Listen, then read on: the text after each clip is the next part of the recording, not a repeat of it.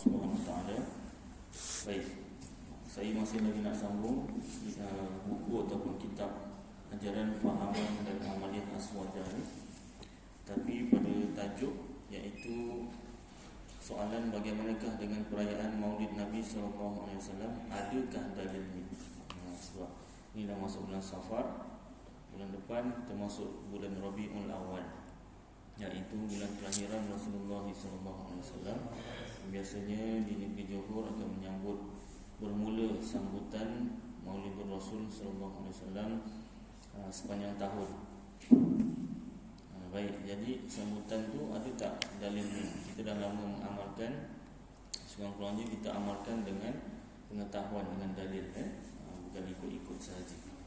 Baik, dalam kitab ni ke surat 78, Imam Jalaluddin As-Suyuti berkata, menurut saya bahawa asal perayaan Maulid Nabi sallallahu alaihi wasallam itu iaitu manusia berkumpul. Pertama berkumpul membaca Al-Quran, mesti ada baca Al-Quran, dan kisah-kisah teladan Nabi sallallahu alaihi wasallam sejak kelahirannya sampai perjalanan hidupnya.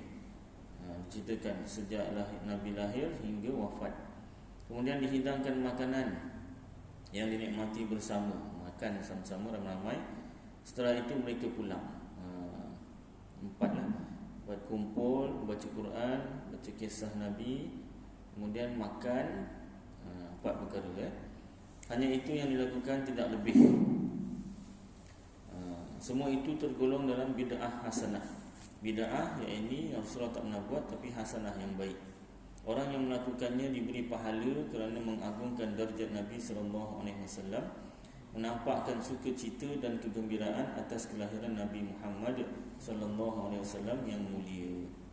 Itu dalam kitab Al-Hawi lil Fatawa, juzuk 1 halaman 251 hingga 252. Ibnu Taimiyah yang diagungkan di kalangan orang-orang penentang Maulid berkata, orang-orang yang menentang perayaan sambutan Maulid Rasul ni, salah satu pegangan yang dipegang tu Ibnu Taimiyah. Tapi Ibnu Taimiyah tu sendiri cakap, maka merayakan Maulid dan menjadikannya sebagai kegiatan rutin dalam setahun yang telah dilakukan oleh orang-orang akan mendapatkan pahala yang besar, sebab tujuannya baik dan mengagungkan Rasulullah sallallahu alaihi wasallam. Itu dalam kitab Mausu'ah Yusufiyah, juzuk 1 halaman 139. Maknanya ada juga kata-kata Ibnu Taimiyah yang dia tak pegang. Ada bab lain dia pegang, tapi bab ini dia tak pegang. Main pilih-pilih lah maknanya. Jadi hakikat perayaan Maulid adalah bentuk ungkapan rasa syukur dan senang suka atas terutusnya Nabi Muhammad sallallahu alaihi wasallam. Allah Subhanahu wa taala berfirman, tak ada baris, saya tak bacakan. Surah Yunus ayat 58, artinya lebih kurang, katakanlah dengan kurnia Allah dan rahmatnya, hendaklah dengan itu mereka bergembira. Kurnia dan rahmat Allah, jadi kita kena bergembira. Salah satu kurniaan dan rahmat Allah yang besar iaitu diutuskan Nabi Muhammad sallallahu alaihi wasallam. Jadi kena bergembira, suka, happy. Rasulullah sallallahu alaihi wasallam sendiri mensyukuri atas kelahirannya. Macam mana caranya? Mana dalilnya? Itu satu ayat Quran. Kita kena bersyukur dengan kurniaan Allah dan rahmat Allah. Antara rahmat Allah yang besar, terutusnya Nabi Muhammad atau terlahirnya Nabi Muhammad sallallahu alaihi wasallam. Jadi kena bergembira. Cara kita nak tunjukkan kegembiraan, kita berkumpul, baca Quran, baca kisah Nabi, kemudian makan. Itu satu dalil Quran. Kemudian hadis dari Abi Qatadah Al-Ansari radhiyallahu anhu, sesungguhnya Rasulullah sallallahu alaihi wasallam pernah ditanya mengenai puasa hari Isnin. Rasulullah sallallahu alaihi wasallam menjawab, pada hari itu aku dilahirkan dan wahyu diturunkan kepadaku. Kenapa Rasulullah puasa setiap hari Isnin? Jadi jawapannya sebab aku dilahirkan dan wahyu diturunkan. Maknanya Rasulullah sambut kelahirannya sendiri itu setiap minggu, tapi dengan cara berpuasa. Boleh juga kalau kita nak ikut sempurna Maulidur Rasul pada hari ini, Contoh 12 Rabiul Awal adalah kita berpuasa ramai-ramai. Sempena kelahiran Rasulullah. Boleh. Rasulullah itu memang buat. Itu memang sunnah lah. Rasulullah buat puasa kerana hari kelahiran, pada hari kelahirannya Isnin. Itu memang sunnah. Bukan bid'ah hasanah, sunnah dah. Boleh tak pula kita puasa untuk menyambut hari lahir kita sendiri? Pun boleh juga. Kan? Boleh juga. Tak pernah, saya sendiri pun tak pernah buat. Nak buat bagus. Sempena hari lahir kita puasa, kan? Baik. Diriwayatkan dari Imam Bukhari, jadi itu dalil hadisnya, Diriwayatkan dari Imam Bukhari bahawa Abu Lahab ni bapa saudara Nabi, yang tidak beriman sampai akhir hayatnya, dan dirakamkan dalam surah Lahab. Abu Lahab setiap hari Isnin diringankan siksanya. Dia tu dah memang dalam Quran disebut masuk neraka. Tetapi setiap hari Isnin siksaan nerakanya tu diringankan. Dengan sebab apa? Dengan sebab memerdekakan budak Suwaibah. Budak tu hamba lah. Suwaibah sebagai ungkapan kegembiraannya atas kelahiran Rasulullah SAW. Rasulullah lahir, anak saudara dia ni lahir, dia gembira, suka, dia merdekakan seorang hamba dia. Sempena apa? Kelahiran Rasulullah. Tapi bila Rasulullah dah besar, suruh beriman, dia tak nak lah. Tapi makna dia gembira dengan kelahiran Rasulullah tu pun siksaannya setiap hari Isnin diringankan.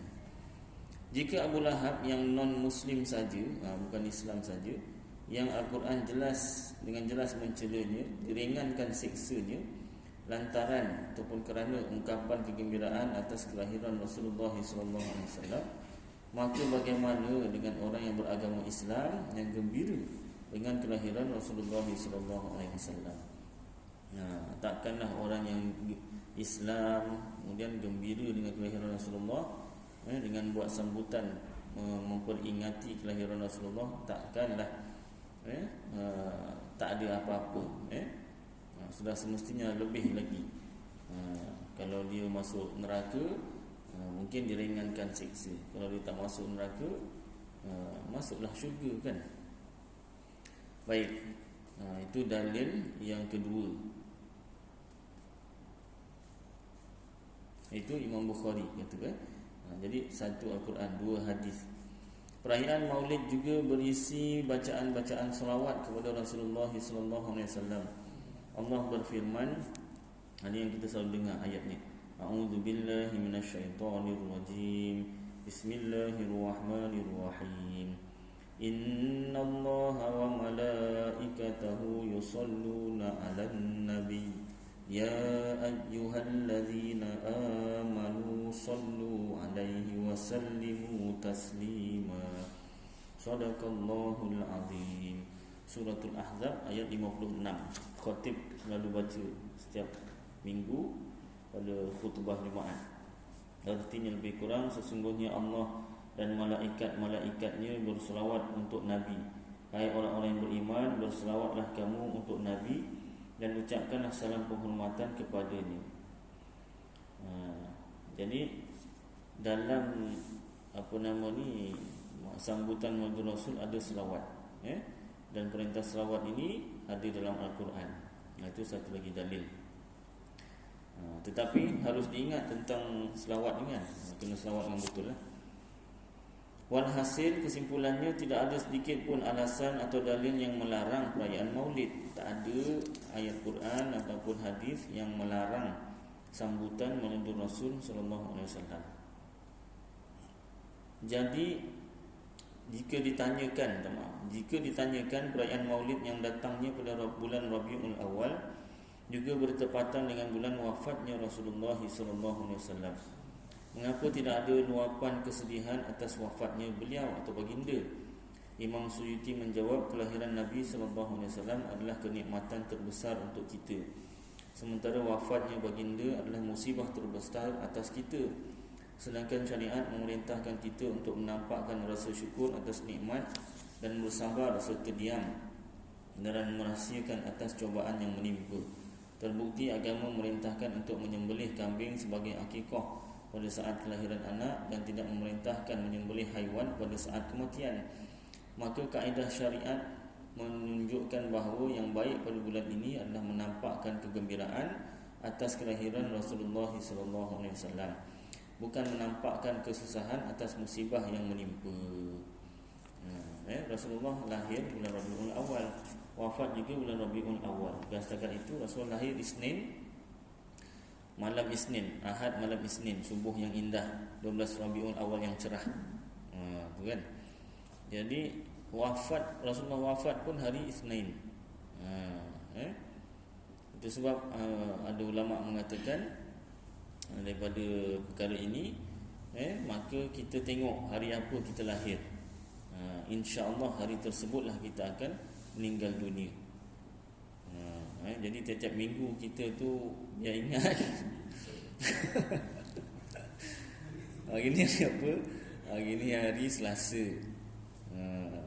Ni untuk saya lah. Saya lahir hari Selasa. Selasa pukul 10.30 malam. Jadi biar ingat. Biar ingat tiap-tiap hari tu kan. Selasa tu diam, termenung. Bang? Bini tanya kan. Tak ada apa-apa. Hari lain happy gembira kan. Selasa je kenapa bang? Selasa je sedih bang. Rupanya teringatkan Rasulullah lahir Isnin, wafat juga hari Isnin. Baik. Cuba kita semak kan, saudara mara kita ke, ibu bapa kita ke, kalau yang dah meninggal dunia, cuba tengok apa nama ni, tarikh lahir dia, tarikh dia tahu dah kan, hari apa kan. Kemudian tengok sijil kematian dia tu kan, hari apa. Mungkin ada yang tak sama tu tak apalah kan, tak semestinya sama. Baik, sambung. Oleh kerana hakikat dan dari perayaan Maulid adalah luapan rasa syukur serta penghormatan kepada Rasulullah SAW, sudah semestinya tidak dinodai dengan kemungkaran-kemungkaran dalam merayakannya. Ingat, perayaan Maulid Nabi itu untuk rasa syukur dan penghormatan kepada Rasulullah. Jadi jangan sampai ada perkara-perkara mungkar, perkara-perkara maksiat, dosa, perkara-perkara yang tak baik ada dalam majlis tu. Jadi kena jaga. Contoh dia kata seperti bercampurnya laki-laki dan perempuan. Ni bukan masa majlis saja, daripada sebelum majlis tu nak masak tu. Tahu imam pun tahu. Maklum benda ni. Wah, rewang kan, masak ramai-ramai. Kan tak tahu saya pernah cerita ke tak kat sini kan. Ni cerita sekolah agama. Cerita sekolah agama. Rasa macam dah pernah cerita. Kan, cerita sekolah agama. Ustaz masak, ustazah masak. Bila dah masak ramai-ramai tu, campur lagi perempuan. Kena, itu satu kelemahan lah, kena baiki. Bila dah campur tu macam-macam tu. Pemikirannya lain, cakapnya lain. Dia ke arah bilik tidur, ke arah apa dalam seluar dalam kain, ceritanya semua. Kan? Nak cerita ke tak payahlah cerita. Tapi maknanya tak baik lah. Bila dah campur lagi perempuan tu, dah macam-macam lah mulutnya tu kan. Mulutnya dah macam-macam. Jadi yang langkah selamat asingkan. Ataupun kalau zaman sekarang nak lagi mudah, order lah catering kan. Baik, kalau kawasan kampung ada lagi rewang, kena apa nama ni, asingkan, laki lain, perempuan lain. Jangan bercampur lah maknanya. Kumpulkan sini ni perempuan, sini lelaki kan. Tampilnya perempuan itu masak. Kemudian masa majlis, tempat duduk lelaki, tempat duduk perempuan lain kan, jarakkan. Sebelah kanan, sebelah kiri kan. Jarakkan antara tengah-tengah tu, jarakkan. Dia satu keluarga, ini keluarga tak keluarga. Suami dengan anak-anak lelaki kat sebelah kanan, isteri dengan anak-anak perempuan sebelah kiri. Alah, pisah tempat duduk je, bukannya apa. Kata Pasal tempat duduk je, bukannya suruh berpisah. Hidup cerai tidak. Pasal tempat duduk je kan. Baik. Kemudian lagi apa? Tampilnya perempuan di atas pentas di hadapan kaum laki-laki. Perempuan tak payahlah buat persembahan. Ni kita nak nasyid. Nasyid apa nama ni? Sepuhun kayu ke? Perempuan ke sepuhun kayu. Perempuan atau apa? Nasyid apa kan? Tak payah. Kalau lelaki nak, boleh lelaki. Tapi itu pun syarat. Bacaan-bacaannya tu mesti betul. Alat-alat muzik yang diharamkan. Ni tak apa. Ni tak apa. Contoh alat-alat muzik diharamkan dalam kitab Sirrus Salikin yang bertali. Gitar lah. Piano. Piano tali Ustaz. Ya, buka tu dalam piano tu, tali tu. Dalam piano tu. Contoh kita pakai keyboard Ustaz. Keyboard tak ada tali. Keyboard elektrik kan. Lagi apa? Tiupan, seruling, recorder. Lagi apa? Apa nama ni? Yang bertiup lah. Haram. Dalam kitab Sirrus Salikin lah. Kemudian gendang ada satu jenis dia yang haram, iaitu yang kanan kirinya ada tempat pukul, tengah-tengahnya kecil. Tengah-tengahnya kecil. Kalau dua-dua ada tempat pukul, tengah-tengahnya besar, bukan. Dia ada special case punya satu jenis gendang saja yang haram. Kanan kiri besar, ada tempat gendang, ada tempat pukul, tengah-tengah dia tirus kecil. Tapi bersambung lah. Itu je yang tak boleh. Lain semua boleh. Bidur, kompang, apa benda, tabla ke apa ke. Baik. Alat muzik Sebab jika demikian yang terjadi, maka bukanlah penghormatan yang didapat, akan tetapi justru penghinaan kepada Rasulullah SAW. Kenapa jadi penghinaan? Sebab Rasulullah bawa agama, Rasulullah sebut campur lagi perempuan tu haram, kita buat. Rasulullah bawa ajaran agama, perempuan jangan buat persembahan di atas pentas di hadapan kaum lelaki, kita buat. Rasulullah bawa ajaran agama, ada muzik sekian-sekian haram, kita main muzik tu. Jadi nampak sangat kita melawan ataupun menentang ajaran Rasulullah secara terang-terangan. Sedangkan majlis tersebut nak menunjukkan kegembiraan terhadap kelahiran Rasulullah. Itulah bentuk penghinaan tu. Kan yang kita dilarang tu yang kita buat. Jadi kena jaga tu. Kalau tak, bukan dapat pahala tapi dapat dosa. Alhamdulillah. Syekh Husnain Makhluf berkata, perayaan Maulid harus, boleh dilakukan dengan berzikir kepada Allah Subhanahu Wa Taala, mensyukuri kenikmatan Allah Subhanahu Wa Taala atas kelahiran Rasulullah SAW, dan dilakukan dengan cara yang sopan yang baik, jaga adab, khusyuk, serta jauh dari hal-hal yang diharamkan dan bid'ah yang munkar. Tersebut dalam kitab Fatwa Syara'iyah juzuk 1 halaman 131. Baik. Jadi dalam kitab-kitab yang lain ada juga disebutkan satu perkara yang besar di kalangan ulama, benda tu kemungkaran yang besar.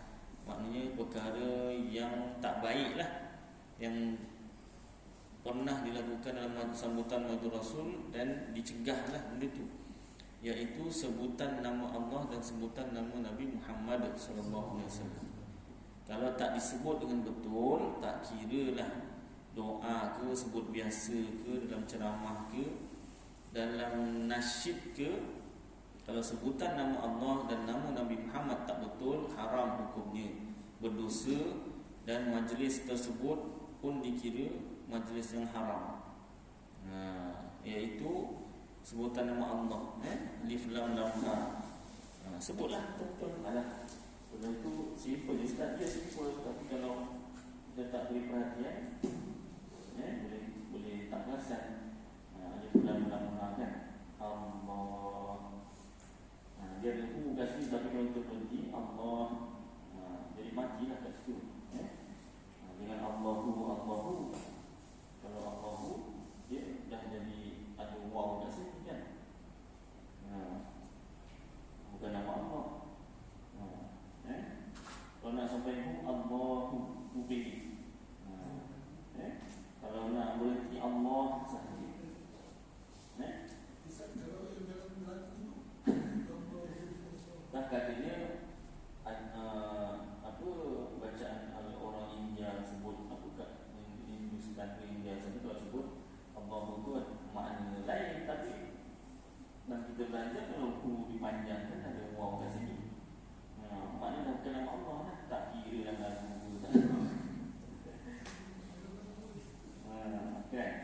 benda sedap tapi kalau ikut apa betul tak betul tu yang kita nak semak. Macam makanan sedap rupanya gula, sedap rupanya jalan motor kan. Jalan motor tu memang dah confirm lah benda tu ni kan. Cancer, gula kan bagus saja, bagus sebab sikit ikut tenaga dah banyak dah jadi racun lah. Kencing manis sebenarnya Muhammadun. Jadi kalau nak sebut sampai akhir Muhammadun, kalau tak Muhammad. Jadi yang panjang kat sini 2 harakat, yang lain semua 1 harakat. Muhammad. Benda ni kalau sebut itu dia tak perasan sangat. Cuba masuk dalam selawat. Sallallahu ala Muhammad. Sepatutnya. Tapi panjang kan. Kalau sallallahu alaihi wasallam sepatutnya, tapi panjangkan lam, sedangkan lam ni mati dia terselam pendek je. Tapi yang itu taklah berat sangat. Dan maknanya pun tak lari jauh sangat. Tapi yang penting yang ini, nama Allah dan nama Nabi Muhammad. Dan insya-Allah kita sambung dia sikit lagi tadi.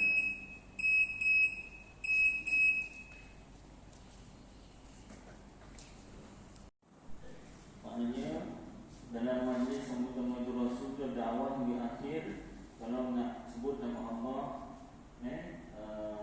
sama ada selawat biasa, bacaan Al-Quran atau hadis, ataupun zikir selawat, ataupun nasyid, apa-apa saja sebutan nama Allah dan nama Nabi Muhammad kena betul, wajib betul. Maknanya bukan majlis Maulid Rasul sahajalah. Yang ini kita fokus pada majlis Maulid Rasul. Kenapa? Sebab kalau disebut salah nama Allah atau nama Nabi Muhammad dalam majlis tersebut, maka majlis tersebut bukan mendatangkan pahala, tapi boleh mendatangkan dosa. Baik, contoh selawat.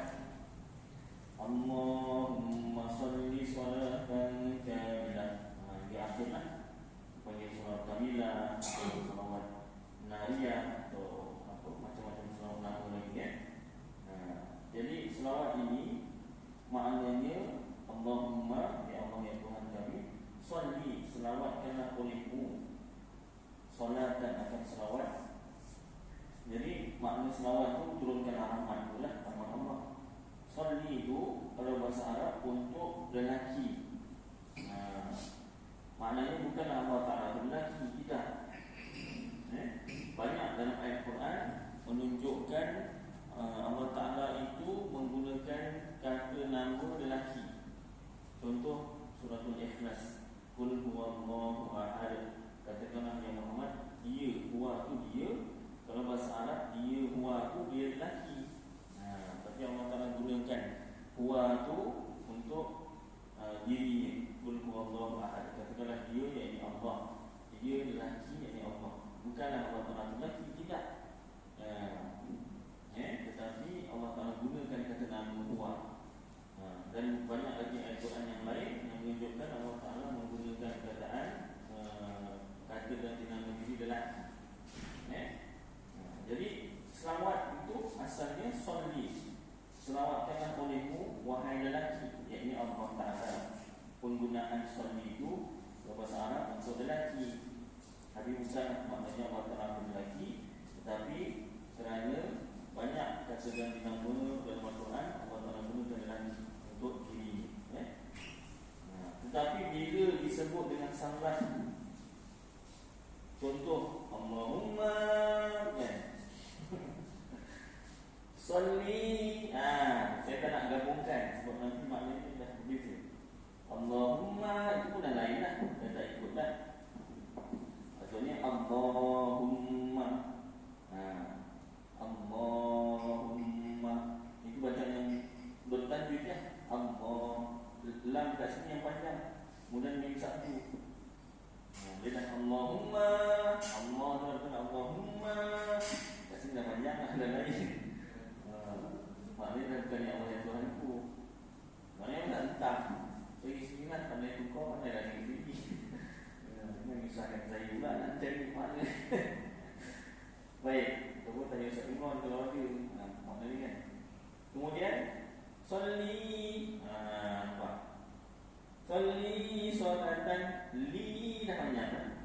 Asalnya Salli solat li solat li ini Salli solatan kamilah. Jadi kalau Salli maknanya tu selawatlah olehmu hai perempuan. Tak pernah ayat Quran Allah Ta'ala menyebut dirinya itu menggunakan kata ganti nama diri perempuan. Itu dah bukan bidang bahasa.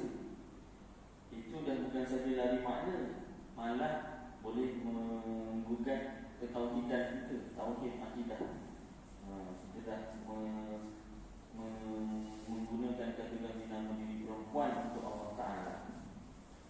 Saya tak tahu Ustaz makna dia, saya pun tahu syarat saya ikut je. Kalau tak tahu, dia dah tahu, kita dah betulkan. Kalau tak tahu jangan Ustaz. Kalau tak tahu, tak pastilah dosa ke tidak. Tapi dari segi dosa tak belajar bab itu, dosa lah. Itu dah confirm lah. Awak tak tahu, awak ikut. Saya boleh tahu dia dah pakai jubah serban takkan salah. Tak boleh macam tu. Kita nak ikut seorang betul tak betul, kena tahu ilmunya. Saya pun tak tahu, macam mana nak tahu ilmu ni Ustaz? Kena belajar. Ya. Tak senang cerita Ustaz suruh kuliah Ustaz tadi. Tak semesti kuliah saya, kuliah Ustaz lain pun boleh. Maksudnya bertambahlah ilmu kita. Kan? Dan cuma saya nak pesan, duduk kuliah siapa-siapa pun, biarlah kuliah tu ada sumber kitabnya. Kalau tak ada, tak boleh Ustaz. Boleh, tapi tapiskan. Pastikan apa yang disebut tu ada dalam kitab. Saya pastikan saya tanya baik-baik. Ustaz, maaf Ustaz tadi apa ceramah saya sebut betul lah. Cuma nak tanya Ustaz, ada tak sumber kitab yang boleh saya nampak menunjukkan tadi? Boleh awak tunjuk kitab ni sekian-sekian. Bertuah nanya macam tu kan. Dia antara dua je lah. Ni siapa macam ni tanya ni. Itu antara yang pertama ataupun yang kedua kena duduk terus. Yang tanya banyak ni yang bunyi dah kalau macam tu dah yang tanya. Baik. Jadi apa nama ni, taklah semestinya kalau tak ada kitab tu dia salah. Tidak, mungkin dia hafal kitab. Kita tanya baru disebut kitab ni sekian-sekian. Baguslah. Baik. Jadi kalau kita tak tahu, kita ikut, berdosa dengan sebab kita tak belajar benda tu kan? Macam lesen ni dia, lesen kan, kena rontok. Awak tak pakai helmet ni. Saya tak tahu, nak naik motor tak pakai helmet. Siapa ikut kawan saya ni, dia cakap tak pakai helmet kalau kat kawasan kampung, dia kata. Habis kalau kat kemalangan ni tak pernah ada apa. Yang namanya kemalangan ni dalam kampung tak pernah berlaku kan? Ya. Memang kat kampung sunyi sepi daripada sebarang jenis kemalangan je. Tak pernah ada berlaku kemalangan. Maka pun memang memang tak boleh kan. Kalah pun dia kan. Jadi tak kira mana-mana asal naik motor kena pakai helmet betul kan. Yang tak ada lesen tu dah memang tentu satu kesalahan. Jadi yang kedua tu helmet tak pakai. Jadi tak belajar tentang ini dah satu kesalahan lah. Yang kedua salah tentang ini pula. Jadi benda ni tuan-tuan. Tapi Ustaz yang buat sini ramai Ustaz. Itu satu lagi perkara. Takkan ramai-ramai semua salah. Benda salah ni tak kira ramai sikit. Yang tak ada lesen ramai lagi sikit. Ramai juga kan. Mana boleh sama Allah cik. Kalau tak lesen ni mungkin sama je. Ramai je yang tak lesen. Tak saman pun dia belum kena robok. Polis ada jawapan. Jadi kalau kena robok ni boleh juga. Dia sendiri. Ya Allah tak sebut tasydid itu. Ini buah ni. Ini ya. Allahumma boleh berubah juga. Boleh berubah juga. Cuma sama ada berubah makna lain ataupun tak ada makna.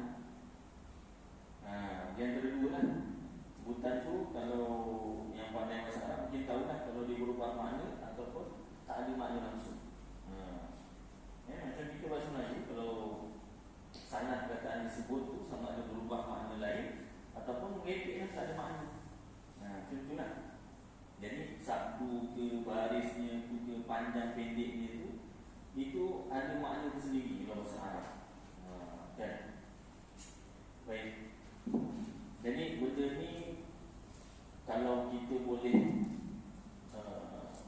apa nama ni uruskan, maksudnya kita boleh menetapkan selawat jangan macam ni Kalau kita ada puasa, kita jalankan puasa kita sekadar kemampuan kita kan. Kalau yang kita tak ada puasa, contoh macam saya sendiri pun ajar kat sekolah mengenai Islam 2 lepas Rabu kan. Saya masuk-masuk selawat ni dah diajarkan kat budak. Takkan saya masuk-masuk tuan ni salah sepanjang. Saya tu memang esok terus kat yang datang Ustaz. Selamat dah sekolah swasta kan. Jadi macam mana saya pun fikir tu, ya Allah macam mana ni kan. Takkan nak tunggu Ustaz ni yang nak jawab budak ni kan. Doa ni kan tak tahu macam mana kan. Dia belajar bahasa Arab tu Ustaz tu kan. Jadi mungkin boleh stop batu nanti kan. Cakap baik-baik kan. Tolong dia dulu kan. Dia minta belikan mic semua belikan di kan. Tolong belikan mic lagi apa semua ikut tu kan. Nanti dah okey dah. Blood Brothers aku cakap kan macam ni. Strategi lah kan. Baik. Itu kalau kita mampu. Kalau tak mampu doa semua kan. Kemudian selawat yang lain. Sallallahu alaihi Muhammad. Nama Nabi Muhammad. Nama Nabi Muhammad tu Saya dah buat Ustaz, yang lain tak nak ikut. Macam mana? Yang penting kita dah buat kan. Dekat Masjid Nurul Hidayah pada siang imam ikut, yang makmum pun ikut. Pasal apa? Yang belajar tu agak ramai. Kan? Jadi yang belajar tu selawat ni kuat-kuat. Jadi memang kan. Mungkin kalau kamu beza sikit kan. Sallallahu ala Muhammad sallallahu alaihi wasallam sampai akhir kan. Nama Nabi Muhammad. Kalau nama Nabi Muhammad ni maknanya yang terpuji.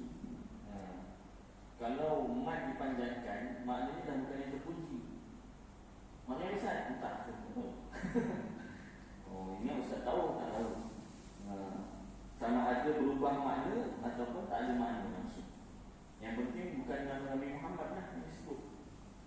Kemudian satu yang Muhammad ni, Muhammad satu. Cuba kalau nama VIP dalam majlis, contoh majlis apa yang paling besar kat Malaysia, majlis apa? Majlis apa yang besar? Masyarakat agung apa? Masyarakat agung lah kan. Ataupun ni hari kebangsaan kan. Bukan hari kebangsaan. Sebut nama siapa yang paling top, nama apa? Sultan lah kan. Nama agung. Cuba sebut nama agung salah. Berani. Tu rehearsalnya tu lebih tinggal itu rehearsalnya tu. Kau jangan salah sebut. Tapi agung kalau agung sekarang mungkin okey lagi kan. Almarhum dulu. Berani salah sebut nama. Maknanya nama orang, nama manusia pun tak boleh disebut salah nama kan, kena jaga betul-betul. Tak? Kalau namanya Is disebut As, boleh. Is lah apa As. Is apa Ustaz? Is je lah. Banyak. Lagi apa contoh nama? Kalau tuan-tuan kat tempat kerja ataupun nak interview kan, bukan nama siapa bos kilang ni, salah sebut. Yang lain yang sebut betul yang dapat kan, yang salah sebut tak dapat kan. Bagi apa? Kat sekolah sebut nama siapa kalau kat sekolah? Terus perhimpunan nak contoh kan, perhimpunan yang berbahagia. Siapa nama guru besar kan, tak boleh salah sebut. Salah sebut, paling tidak pun guru besar tulis kan. Sebut nama salah kan. Lepas tu kena betulkan lah kan, tegur je lah. Itu tak apa lagi lah kan. Jadi maknanya nama makhluk pun, nama orang yang ternama pun kita kena sebut betul. Apatah lagi nama Allah pencipta segala makhluk.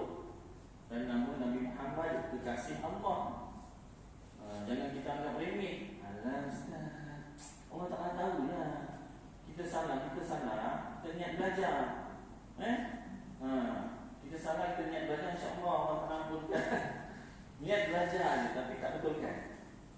Boleh apa nama ni kena saman nanti. Kalau kena saman, cik kamu ambil saya niat belajar cik motor ni. Saya bukan tak nak beli SIM. Saya dah niat belajar nak beli SIM. Nama IC tak ada, tak layan lah. Tak layan IC buat sini. Tak ada. Cakap lah pun niat belajar apa dia tak ada. Itu peraturan apa makhluk pun tak ada nak terima alasan macam tu. Tak lagi menyebut nama Allah. Dia menentuk agama lah. Kan? Asal niat belajar tu diampunkan. Daripada kitab mana dapat tu? Dia kalau kita belajar, tengah belajar dan salah masa belajar tu, insya-Allah lah diampunkan.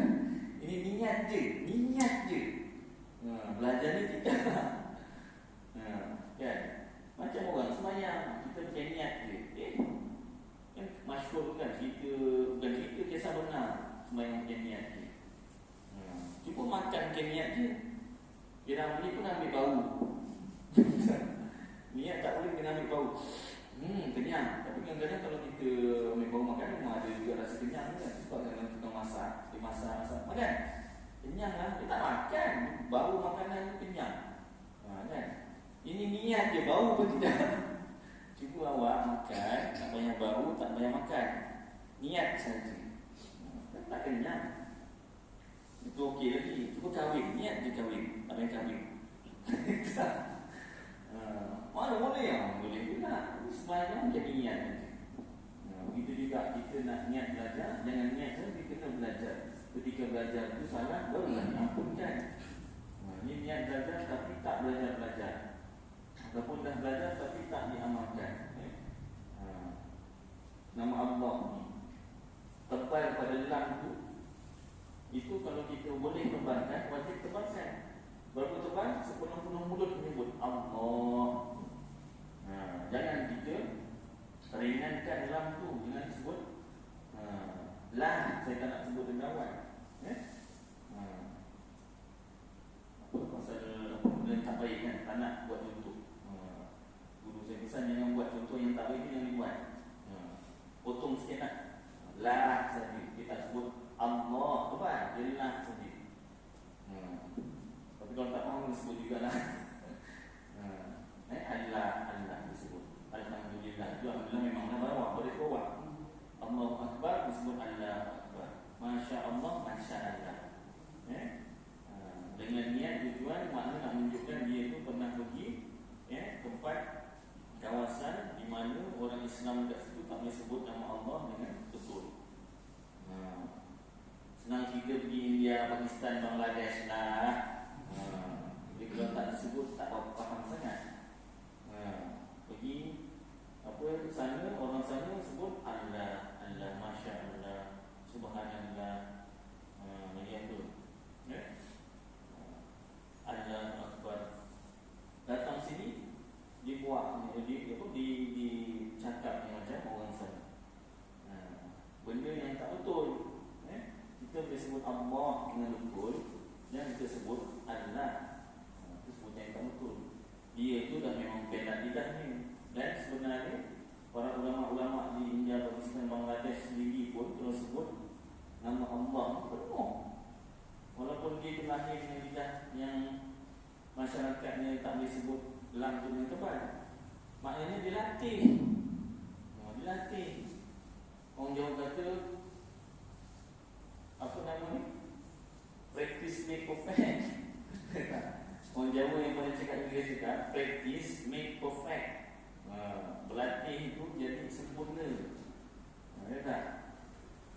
Jadi apa nama ni? Takkanlah tak boleh berlatih sebut nama Allah, nama Tuhan kan?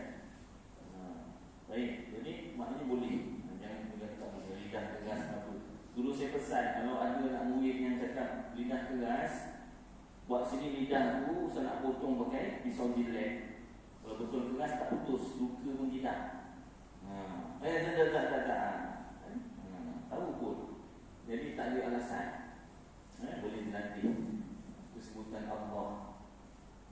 Muhammad. Jadi hati-hatilah kalau nasyid ke apa ke, itulah susah juga Nasyid kalau dah tukar ni semua dah tak sedap lagu ni kan. Kita nak sedap tapi salah tu, nak tak sedap tapi tak salah, ya tak? Itu kena ramai yang belajar lah. Kalau ramai yang tak belajar, kalah kita. Tapi tak apa, kita dah usaha semampu kita kan. Baik, jadi untuk perayaan Maulid Rasul itu salah satu perkara yang besar pada ulama. Kalau tak dititik beratkan, boleh jadi dosa.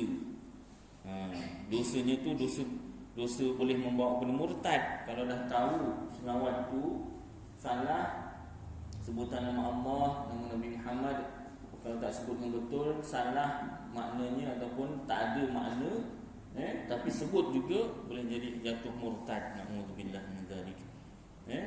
Seolah mempermainkan nama Allah, nama Nabi Muhammad. Jadi kena baiki. Baik.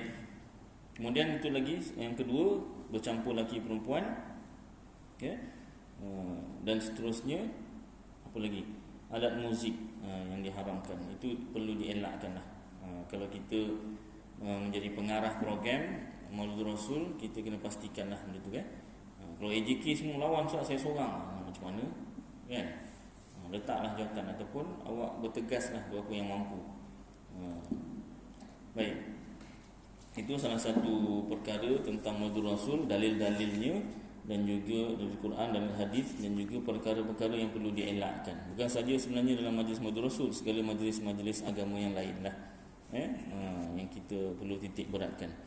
Baik, dah 20 minit ni tuan-tuan, cukuplah kadar ni. Satu perkara sekurang-kurangnya kita dapat malam ni tentang Maulid Rasul sallallahu alaihi wasallam. Dalilnya, ada dalilnya dari Quran dan dari hadis, tak boleh dinafikan, tetapi dengan syarat kita jaga majlis tersebut daripada awal hingga akhir, supaya dapat pahalanya, dan bukan dapat dosa. Mudah-mudahan apa yang kita baca bersama dimanfaatkan saya dan tuan-tuan, dapat kita amalkan dan sampaikan insya-Allah. Aku qouli hadza wa astaghfirullahal azim li wa lakum wa lisairil muslimina wal muslimat wal mu'minina wal mu'minat fastaghfiruh wa fawzal mustaghfirin wa ya najatat taibin. Wa sallallahu tabaraka wa ta'ala ala khairi khalqih sayyidina maulana Muhammad wa ala alihi wa sahbihi wa baraka wa sallam. Subhana rabbika rabbil izzati amma yasifun wa salamun alal mursalin walhamdulillahi rabbil alamin. Taqabbalallahu minkum.